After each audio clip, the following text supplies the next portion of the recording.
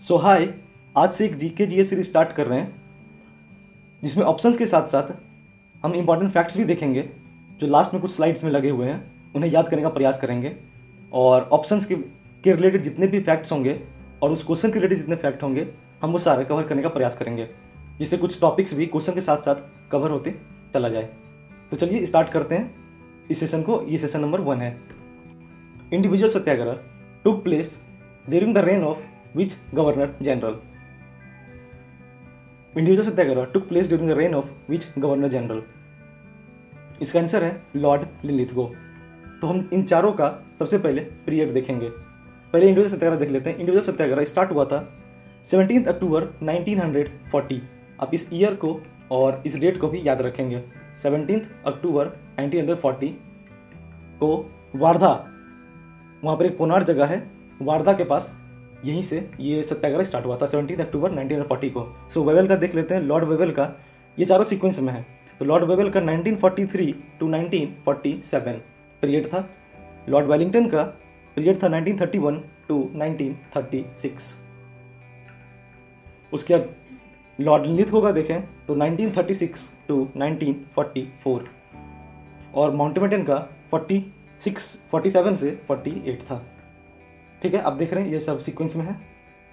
ये चारों governor general के पीरियड टेन्योर देख लेते हैं। चलिए अब आगे बढ़ते हैं।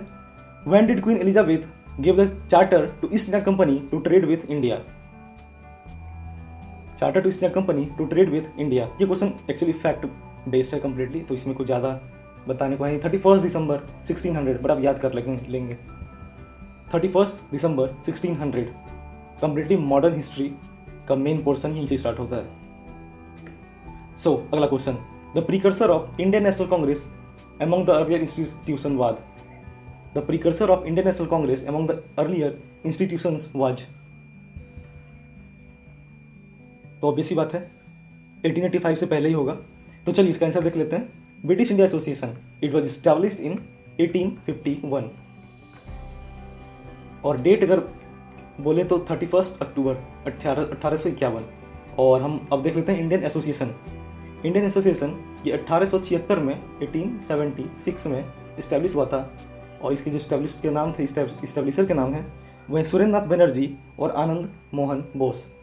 सुरेंद्र नाथ Banerjee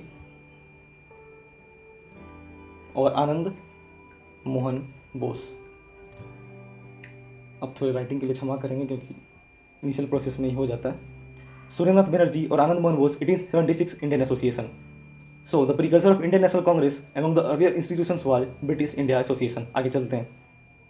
the Lucknow pact was signed between Congress and the Muslim League in 1916। Which of the following consequences proved to be fatal letter?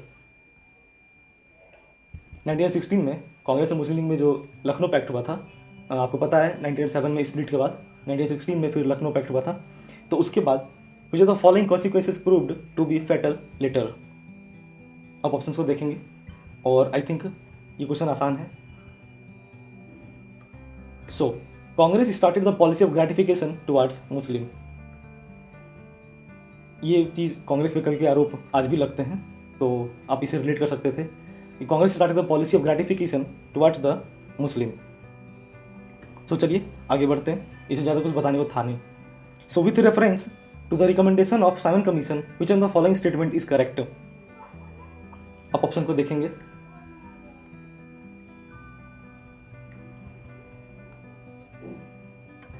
ठीक है, इसका आंसर है it suggested the abolition of bicameral legislature at the centre. So Simon commission 1928 में India आया था और Simon commission के protest के दौरान ही लाला लाजपत राय को लाठी से पीटा गया था प्रोटेस्ट के समय। उनके बाद ही उनकी मृत्यु हुई थी, राइट। उसके बाद फिर सॉन्डर्स से बदला लिया गया था। तो चलिए आगे बढ़ते हैं। Dadabhai Naoroji was the first Indian elected to the British House of Commons with which party ticket did he win the election? ये इंपॉर्टेंट क्वेश्चन है। सो दादा भाई नौरोजी के बारे में पता होगा, ये grand old man of India, इन्हें भी बोला जाता है grand old man of India, दादा भाई नौरोजी। सो ये इलेक्ट हुए थे ब्रिटिश हाउस ऑफ कॉमन्स में किस पार्टी से? लिबरल पार्टी से। सो ये 1892 में ये इनके पार्टी का नाम था जिनसे इलेक्ट हुए थे, लिबरल पार्टी, और जो प्लेस था वो था फिन्सबरी सेंट्रल, एक लोकेशन है ब्रिटेन में, वहाँ से वो लिबरल पार्टी पे इलेक्ट हुए थे दादाभाई नौरोजी। तो चलिए अगला question, during which reign did the first Huns attack takes place in India? अब देख लेंगे ऑप्शन, समुद्रगुप्त, कुमारगुप्त, स्कंदगुप्त और नरसिम्हागुप्त। इसका ऑप्शन है स्कंदगुप्त। खैबर पास के थ्रू हुन्स का अटैक इंडिया में स्टार्ट हुआ था, राइट। खैबर पास के थ्रू हुन्स का अटैक इंडिया में स्टार्ट हुआ था और ये इनिशियल स्टेज था 558 ईस्वी में, राइट, 458 ईस्वी में। आगे चलते हैं। To which ruler is the Aihole inscription related? Aihole inscription याद रखेंगे, इंपॉर्टेंट क्वेश्चन है। इसका आंसर है पुलकेशिन द्वितीय। सो पुलकेशिन द्वितीय चालुक्य डायनेस्टी से बिलोंग करते थे, और इन्होंने हर्षवर्धन को नर्मदा रिवर पे हराया था, राइट। नर्मदा रिवर क्रॉस करने हर्षवर्धन को इन्होंने नहीं दिया था, और हर्षवर्धन ने शशांक को हराया था। शशांक कौन? ये वही व्यक्ति हैं जिन्होंने बोधि वृक्ष को कटवाया था, राइट। सो पुलकेशिन द्वितीय ने हर्षवर्धन को नर्मदा रिवर पे हराया था और ये चालुक्य डायनेस्टी से बिलोंग करते थे। और पुलकेशिन द्वितीय का अगर हम टाइम पीरियड देख लें, सो अगर पुलकेशिन द्वितीय के टाइम पीरियड की बात करें तो वो था 610 से 648 CE। In which Upanishad is सत्यमेव जयते मेंशन्ड? ये तो आसान क्वेश्चन है, बट इसको हमने लिया है कुछ एक वजह की डिस्कस करने के लिए। इन विच उपनिषद इज सत्यमेव जयते मेंशन्ड? ये आसान क्वेश्चन है, मुंडका उपनिषद से लिया गया था, बट मेरा मकसद सिर्फ आंसर बताना नहीं था। इसमें मुंडका उपनिषद में लिखा क्या गया है, इसमें क्या डिस्कस किया गया है। मुंडका उपनिषद डिक्लेयर कि Brahma is the first god, Brahma as the first god of creator of universe. Mundaka Upanishad में इस पार्ट को डिस्कस किया गया है, Brahma is the first god of creator of universe, right. इसमें मुझे ये डिस्कस करना था, इसलिए मैंने इस क्वेश्चन को लिया। वैसे ये क्वेश्चन बहुत आसान था। तो चलिए आगे बढ़ते हैं। Mahavastu is a life story of Mahatma Buddha, of which sect it is related to? इसमें आप ट्रिक भी लगा सकते हैं, और क्वेश्चन इंपॉर्टेंट है बट आसान है। तो चलिए इसका आंसर है महावास्तु महायाना सेक्ट से बिलोंग करता है। आप एमए से ट्रिक लगा सकते हैं कि दोनों का वर्ड सेम है, बट मेरा मकसद सिर्फ इसका आंसर बताना नहीं था। बट यहाँ पर हम चारों काउंसिल्स को डिस्कस करेंगे, बुद्धिस्ट काउंसिल को डिस्कस करेंगे। पहला काउंसिल राजगीर में हुआ था 483 BC में, दूसरा council Vaishali 383, third council Pataliputra, year important नहीं है, फोर्थ काउंसिल कश्मीर, ठीक है। और पैट्रोनेज और प्रेसिडेंसी आपको याद रखने ही रखना है, इंपॉर्टेंट है। पहला राजगीर में हुआ था, उसके आजाद शत्रु पैट्रोनेज थे, दूसरा काल अशोक, तीसरा अशोक और चौथा कनिष्क। और इसके प्रेसिडेंसी थे महाकश्यप, राजगिरी में जो हुआ था पहला, दूसरा वैशाली में जो हुआ था उसके दूसरे थे सवाकामी, और तीसरा पाटलिपुत्र में जो हुआ था उसके थे मोगलीपुत्तिस, और कश्मीर में जो हुआ था कुंडलवन में इसके थे वासुमित्रा। और इंपॉर्टेंट रिमार्क्स में आप देख लेंगे, ये जो महायाना की बात हुई है, महायान और हीनयान, इनका डिवीजन फोर्थ बुद्धिस्ट काउंसिल में हुआ था, ठीक। और थर्ड बुद्धिस्ट काउंसिल में क्या हुआ था? अभिधम्म पिटक का इस्टेब्लिशमेंट, ठीक। और ये दोनों ज़्यादा इंपॉर्टेंट है इसमें, थर्ड और फोर्थ, इन दोनों में से इंपॉर्टेंट रिमार्क्स ये ज़्यादा इंपॉर्टेंट है कि सीधा पूछ देंगे कि Buddhist got divided into Mahayana and Hinayana in which councils? Fourth council में हुआ था, और अभिधम्म पिटक की संरचना थर्ड काउंसिल में हुई थी, ठीक है। और प्रेसिडेंसी ये तो याद कर लेते हैं लोग पैटर्नर्स, बट प्रेसिडेंसी कोई जनरली लोग भूल जाते हैं या फिर याद नहीं करते। याद रखिएगा, महाकश्यप, सबाकमी, मोगलीपुत्तिस और वासुमित्रा, ठीक। चलिए आगे बढ़ते हैं। What was the name of the prayer hall built by Akbar? Sorry, questions बहुत आसान है, बट थोड़ा सा फैक्ट्स में डिस्कस करना था। What was the name of prayer hall built by Akbar? So इसका आंसर है इबादत खाना। इबादत खाना का इस्टेब्लिशमेंट 1575 में हुआ था अकबर के द्वारा, बट दीवाने खास, दीवाने आम, इसका इस्टेब्लिशमेंट 1648 में शाहजहाँ के द्वारा हुआ था, राइट। शाहजहाँ के द्वारा 1648 में हुआ था। और बुलंद दरवाज़ा का बात कर लें तो ये इसका भी 1575 में हुआ था, और ये हुआ था victory of Gujarat, right. Victory on Gujarat, actually Gujarat के जीत हासिल करने पर बुलंद दरवाजा को बनाया गया था। तो चलिए आगे बढ़ते हैं। Newcastle port, the world largest coal export port, is located in which country? Important question world से। इसका आंसर है ऑस्ट्रेलिया। आप देख सकते हैं न्यू कैसल पोर्ट, इसका लोकेशन इंपॉर्टेंट है, किस जगह पे ये लोकेटेड है, ऑस्ट्रेलिया में। ठीक है, इसमें ज़्यादा को रिसर्च करने को है नहीं, बट आप याद रखेंगे न्यू कैसल पोर्ट और ऑस्ट्रेलिया का लोकेशन, ईस्ट साउथ। सो हाल फिलहाल में ही एसएससी सीएसएल मेंस में एक अच्छा क्वेश्चन पूछा गया था और बहुत सारे लोग कंफ्यूज हुए थे लार्जेस्ट कोल रिजर्व के बारे में। आप सीक्वेंस याद रखेंगे, सबसे ज़्यादा यूनाइटेड स्टेट 23%, उसके बाद सबसे ज़्यादा यूनाइटेड स्टेट 23%, उसके बाद है रसिया, देन आता है ऑस्ट्रेलिया, उसके बाद चाइना, उसके बाद India, first, second, third, fourth, fifth. ठीक है, अब याद रखेंगे, सीक्वेंस को उल्टा नहीं होगा, क्योंकि हम कभी कंफ्यूज हो जाते हैं चाइना इंडिया में या फिर चाइना ऑस्ट्रेलिया में और चाइना रसिया में। आप सीक्वेंस याद रखेंगे, इंपॉर्टेंट क्वेश्चन है, अभी देखने में आसान लग रहा होगा, बट अगर ऑप्शन आ जाएगा तो आप उस समय कंफ्यूज कर जाइएगा। United State, Russia, Australia, China and India. So which is correct about the longitudes? आसान क्वेश्चन है, बट मैंने लिया, इसके पीछे एक वजह थी, आप वो देख लेंगे आगे। Correct about the longitude, it is parallel to the lines of latitude? No, जो लेटा हुआ है वो लैटिट्यूड, जो खड़ा है वो लॉन्गिट्यूड। आसान तरीका। Total number is 180, no 181, 0 degree भी तो है। Longitude shows line, longitude line shows the distance और longest distance between longitude at equator. ये डिस्टेंस नहीं, ये तो लैटिट्यूड था। और the longest distance between longitude is at equator, बिल्कुल सही। आप देख सकते हैं यहाँ पर जो लॉन्गिट्यूड है, पोल्स पे तो 0 किलोमीटर का डिस्टेंस होता है, और जो इक्वेटर पे आते आते सबसे ज़्यादा डिस्टेंस होता है, और वो कितना होता है? 111.3 किलोमीटर। जो लार्जेस्ट डिस्टेंस होता है 111.3 किलोमीटर जो इक्वेटर पे होता है। ठीक है, आप इसको याद रखेंगे, इसी फैक्ट के लिए मैंने इस क्वेश्चन को लिया था, वरना ये क्वेश्चन बहुत ही ज़्यादा आसान है। सो ये क्वेश्चन इंपॉर्टेंट है। What is the correct sequence of hills given below starting from north to south?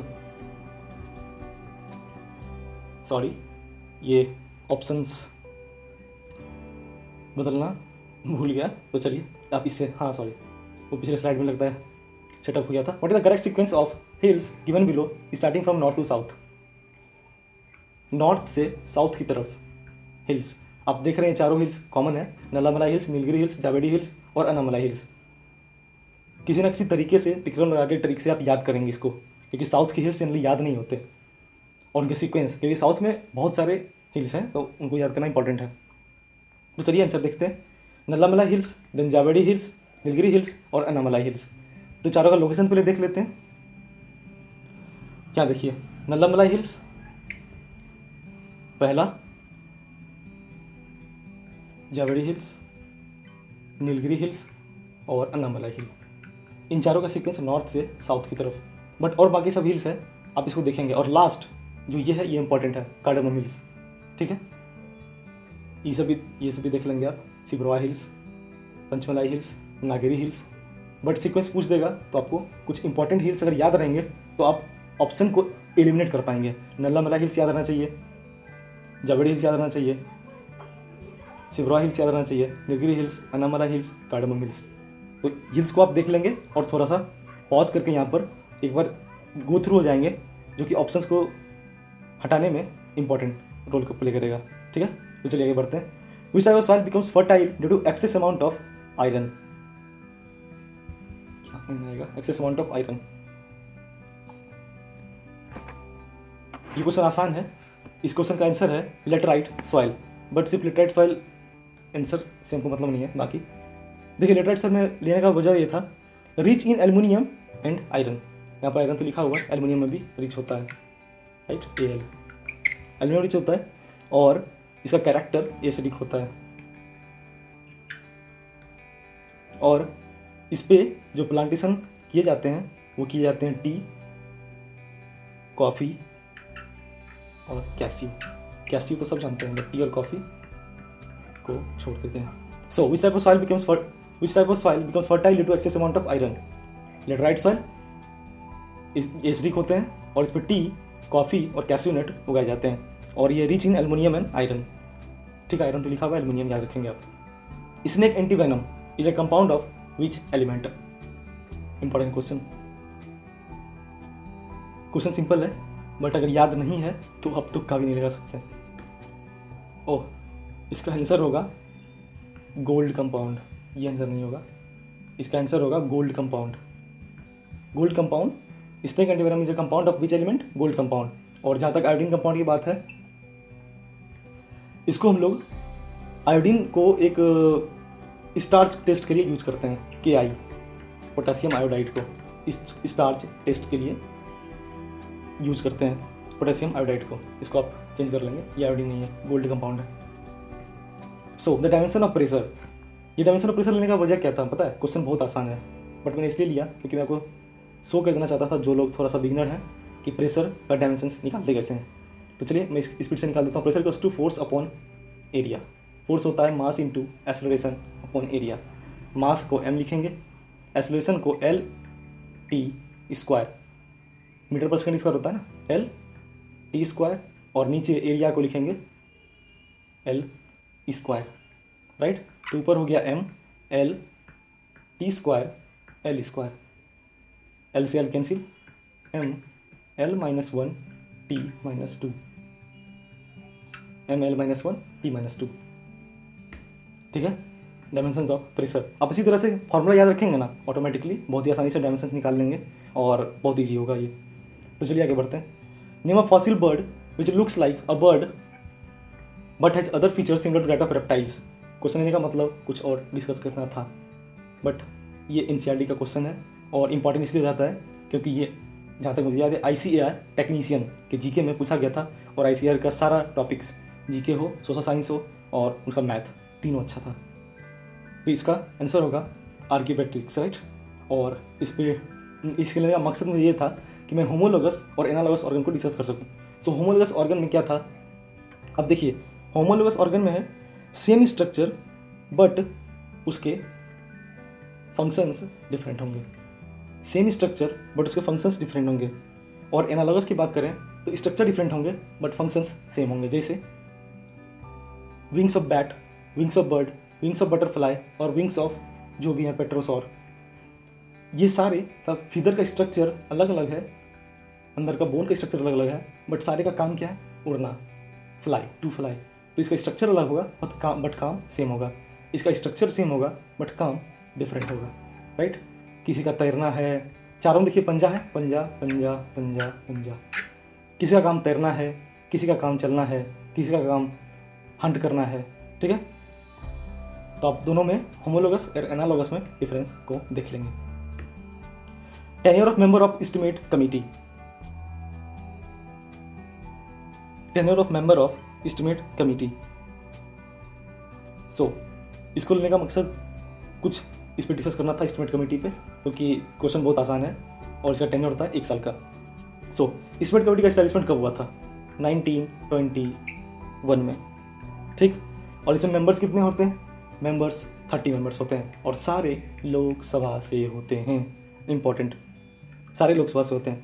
और इसके जो चेयरपर्सन होते हैं, लोग एस्टिमेट कमेटी के चेयरपर्सन जो होते हैं, इनको अपॉइंटमेंट कौन करता है? लोकसभा स्पीकर। और किससे बिलोंग करते हैं ये? रूलिंग पार्टी से, राइट। बहुत सारे फीचर्स हैं, आप उसको देख सकते हैं। तो आगे बढ़ते हैं। With whose approval money is withdrawn from consolidated fund of India. इसमें भी डिस्कस करना था, इसलिए मैंने क्वेश्चन लिया क्योंकि क्वेश्चन बहुत ही आसान है। कंसोलिडेटेड फंड ऑफ इंडिया, कुछ आर्टिकल्स डिस्कस करेंगे और किनके कस्टडी में होता है वो भी डिस्कस करेंगे। तो चलिए, इसका आंसर है पार्लियामेंट ऑफ इंडिया। तो तीनों फंड्स को देखते हैं, consolidated fund of India, public accounts और कॉन्टिजेंसी फंड।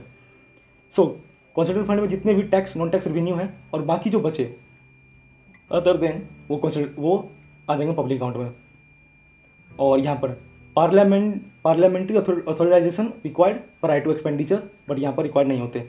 मेन है इसका article 266(1) consolidated fund of India, 262 public account और कॉन्टिजेंसी फंड ऑफ इंडिया 267(1). ये तीनों के आर्टिकल याद रखेंगे। और constitution fund of India fix corpus of 500 crore और अनफॉर्सिन एक्सपेंडिचर के लिए ये रखा जाता है, बाढ़, सुनामी, इन सब चीज़ों के लिए। ठीक है, आगे बढ़ते हैं। Equality before law in the Indian constitution has been taken from constitution of which country. इसके का मकसद था क्योंकि यहाँ पर कुछ बात है जो हम कंफ्यूज कर जाते हैं। ये आया था 68 BPSC में। ठीक है, 68 BPSC में आया था और क्वेश्चंस आसान होने के बावजूद भी मोस्ट ऑफ द स्टूडेंट ने गलती किया था। तो चलिए, equality for the law from the UK, but main बात US कॉन्स्टिट्यूशन से लिया गया था इक्वल प्रोटेक्शन ऑफ लॉ। यहाँ पर आप याद रखेंगे protection of, equal protection of law. US constitution लिया गया था। जापान से प्रोसीजर स्टेब्लिश बाय लॉ। ठीक है, इन दोनों को याद रखेंगे आप, कंफ्यूज नहीं होना है। Equality before the law from the UK, protection of, equal protection of law from the US constitution, procedure establish by law, Japan. So आगे बढ़ते हैं। Constitutional amendment process is mentioned in which part of constitution. Constitutional amendment is mentioned in which part of constitution. ये आसान है but हम इसमें schedule और part दोनों जल्दी जल्दी डिस्कस कर लेंगे ट्रिक्स के साथ। Constitutional amendment 368 part 20। आप ट्रिक देख सकते हैं, आपको 2 वर्ड याद करना है। You can fly directly from US to UP, meet Shyam and Ram. Ram and Shyam मत कर दिएगा वरना उल्टा हो जाएगा। You can fly directly from US to UP, meet Shyam and Ram. और दूसरा, fruit taste sweet to eat so on, it Maggi as tasty snack. You can fly directly from US to UP, meet Shyam and Ram. Fruit taste sweet to eat so on, eat Maggie as tasty snack. So you, Union Territory, can citizenship, fly fundamental right, directly DPSP, from fundamental duties, you union government as state government, ये delete कर दिया गया था 7। ठीक है, तो इसलिए यहाँ पर 2 रख दिया, आप इसको याद रखेंगे। UP union territory panchayat, meet municipality, Shyam schedule and tribal areas, Ram relation between union and states. पहला सेंटेंस खत्म। दूसरा, fruit taste sweet to eat so on, eat Maggi as tasty snack. Fruit से फाइनेंस प्रॉपर्टी कॉन्ट्रैक्ट्स, टेस्ट से trade and commerce, sweet से service centre union and states, tribunal, election, special provision, official languages 22 है, emergency provision, miscellaneous, amendment of constitution, temporary transition special provision and short title commitment authority, tax in India repeals. ठीक है, जो भी था last में 22। अगला हम लोग शेड्यूल देख लेते हैं। पहला था पार्ट, याद रखना जरूरी है, पूछे जाने पर बिल्कुल याद नहीं आता वहाँ पर, और ट्रिक्स काम आएंगे यहाँ पर शेड्यूल में। शेड्यूल बिना ट्रिक्स को याद किया जा सकते हैं, कोई दिक्कत नहीं है, बट देख लेते हैं। Tears of old PM, tears of old PM speed से देख लेंगे। Territories and state, emoluments, affirmation oath, Rajya Sabha seat allocation, schedule area, other tribal areas, federal list, official language, land reform, defection 52 amendment से आया था, पंचायती राज और म्यूनिसिपैलिटी 73 74 अमेंडमेंट से।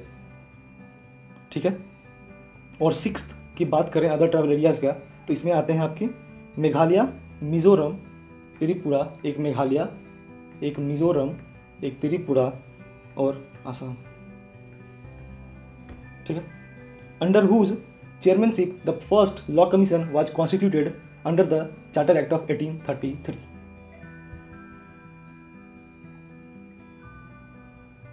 So इसका answer है लॉर्ड मैकाले। लॉर्ड मैकाले, ठीक है, बट और ऑप्शन को डिस्कस करेंगे। लॉर्ड विलियम बेंटिक रहे थे 1828 से लेके 1835 तक। इन्हीं की वजह से 1829 में सती प्रथा पे बैन लगा था राजा राम मोहन रॉय के साथ मिलकर। उसके बाद 1833 पर बात कर लें तो इसमें कंप्लीट बैन हो गया था चाइनीज़ ट्रेड के साथ। 1813 में तो टी पे ट्रेड अलाउ था चाइना के साथ, बट 1833 में उस पर भी बैन लगा दिया गया था, राइट। सो चलिए आगे बढ़ते हैं। अंडर हुज चेयरमैनशिप, अच्छा वही क्वेश्चन है, और इसमें से हम थोड़ा सा और जो लॉर्ड मिंटो है उसके बारे में बात कर लेते हैं। 1909 में जब मिंटो रिफॉर्म आया था उस पर थोड़ी डिस्कस कर लेते हैं। Indian council act 1909, moral Minto reform भी बोलते हैं। तो यहाँ पर देखिए मोस्ट इंपॉर्टेंट थिंग्स जो है मैं आपको बोलूँगा, introduced separate electrode for Muslims, right. बाकी आप देखना चाहें तो देख सकते हैं, बट ये ज़्यादा इंपॉर्टेंट था इंडियन काउंसिल एक्ट 1909 का, ठीक है। तो चलिए आगे बढ़ते हैं। Which two institutions are known as the Bretton Woods twins, ठीक है। तो आंसर है इसका IMF and world bank, established in 1944। थोड़ा सा हम स्पीड से वर्ल्ड बैंक और IMF के बारे में डिफरेंस देख लेते हैं। वर्ल्ड बैंक और IMF, वर्ल्ड बैंक में जो होता है लोन्स दिए जाते हैं ग्रोथ पर्पस के लिए, डेवलपमेंट पर्पस के लिए, राइट। और इसमें होता है कि अगर किसी देश की इकोनॉमिक कंडीशन ख़राब है, जैसे हमारे पड़ोसी देश पाकिस्तान की है, तो वो IMF के पास जाएगा, राइट। जिसमें एग्जांपल में जैसे आ जाएंगे बिल्डिंग ब्रिजेस, इन सब चीज़ों के लिए, और वहाँ पर तो इकोनॉमिक कंडीशन जैसे ख़राब है। और ये लॉन्ग टर्म लोन्स दिए जाते हैं इसमें, और इसमें ये शॉर्ट टर्म लोन दिए जाते हैं, ठीक है। कंडीशन इसमें स्ट्रिक्ट होते हैं, इसमें कंडीशन आसान होते हैं, ठीक। और जैसे एग्जांपल अगर कोई बोल दें, कोई एग्जांपल अगर हो हमारे पास, तो 250 मिलियन का अभी केरला में लिया गया था, केरला रेजिलिएंट प्रोग्राम के लिए, केरला रेजिलिएंट प्रोग्राम के लिए। और यहाँ पर 3 बिलियन का अभी पाकिस्तान को इशू हुआ है IMF से, ठीक है। हाँ, ये क्वेश्चन लेने का एक पर्पस था। हम लोग क्रिकेट फुटबॉल तो सब देखते हैं, लेकिन जिससे पूछा जाता है उसको नहीं देखते। Himani Uttam Parab is related to which sports. आपको लगता होगा ना कहीं कोई ऐसा पर्सन का नाम आ जाता है जो कभी सुने नहीं, क्योंकि वो इम्पोर्टेंट होता है, लेकिन हम लोग क्रिकेट फुटबॉल पे से अलावा ध्यान हटे तब ना। तो चलिए स्टार्ट करते हैं, इसे देखते हैं आंसर। इसका आंसर है मलखम से बिलोंग करती है ये, और ये पहली स्पोर्ट्स पर्सन थी मलखम की जो नॉमिनेट हुई थी अर्जुना अवार्ड के लिए। हिमानी उत्तम पराब पहली sports person nominated for arjuna award, ठीक है। और इसमें देख लेते हैं कबड्डी में प्लेयर का अगर देख लें तो कबड्डी में 7 प्लेयर खेलते हैं, ठीक है। और बाकी फेंसिंग में 3 प्लेयर। तो इसका पर्पस ये लेने का मतलब था मुझे कि first mallakhamb sports person nominated for arjuna award is Himani Uttam पराब, और किस स्पोर्ट्स से बिलोंग करते हैं, मलखम से। द लीडर्स ऑफ निपाक मूवमेंट, द लीडर्स ऑफ निपाक मूवमेंट वाज, ठीक है, याद होना जरूरी था इसमें, इसलिए मैंने लिया, वरना इससे फैक्ट बेस्ड था, दादू दयाल। सो कुछ फैक्ट देख लेते हैं। चैतन्य महाप्रभु थे जो हरे कृष्णा महामंत्र को फेमस किया था इन्होंने, राइट, हरे कृष्णा महामंत्र को। और ज्ञानेश्वर के बारे में ये इन्होंने वरकरी संप्रदाय, शायद प्रोनाउंसिएशन ठीक हो मेरा, वरकरी संप्रदाय का इस्टेब्लिशमेंट किया था।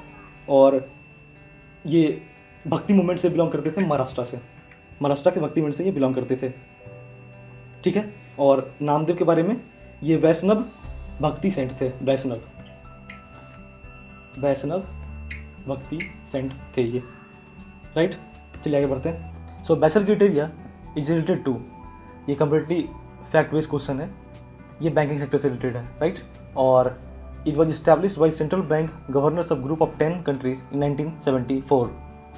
और जहाँ तक बात है ये 2 बार एक्सपेंड हो चुका है, 2009 में और 2014 में।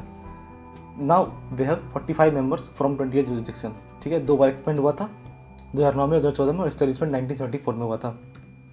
Who used the word industrial revolution for the first time in English, fact based है, ये दोनों क्वेश्चन फैक्ट थे, आपको याद रखना जरूरी था। Arnold टिम्बे, right. सो चलिए हम इंपॉर्टेंट फैक्ट्स जो लास्ट में 2 स्लाइड रखे हुए हैं उस पर स्पीड से डिस्कशन कर लेते हैं। The first evidence of human, Narmada valley. First time the evidence of oldest settlement of humans from Mehrgarh. 3 human skeletal remains have been found from the same grave from Damdama. Evidence of pit housing has been excavated from Burzholm. Evidence of dog burial with a human has been excavated from Burzholm. Evidence of plough field has been found from Kalibanga. Evidence of fire altar has been found from Kalibanga and Lothal. Evidence of couple burial has been found from Kalibanga and Lothal. ठीक है। Evidence of wedge shaped burnt bricks has been found from Kalibanga. Evidence of bronze statue of dancer has been found from Mohenjodaro. ये important है क्योंकि अभी recently इस पे discussion हुआ था, करंट में न्यूज़ में था ये। The practice of burial of dead bodies were prevalent in Harappa, और the practice of burning dead bodies were prevalent in Mohenjo-daro. Idol of deity with 3 faces have been excavated from Mohenjo-daro. Evidence of terracotta plow has been traced from Banavali. Evidence of great water reservoir, Dholavira. Oldest evidence of rock cut architecture, Dholavira.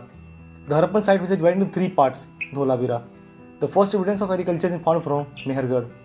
The oldest evidence of rice has been found from Koltiba, Prayagraj, UP में है. Fire is invented in Paleolithic period. Wheel is invented in Neolithic period. First grain used by humans was barley. First metal used by men was copper. No gold, no silver. राष्ट्रीय मानव संग्रहालय भोपाल में है. The major port of Indus Valley civilization were Lothal and Surkota. और Harappa and Mohenjodaro were jointly called twin capital by Picot. सो आप इसे 1-2 बार revise कर लीजिए, आराम से आपका काम हो जाएगा. सो आप यहाँ तक टिके हैं. So stay connected. Thanks and subscribe.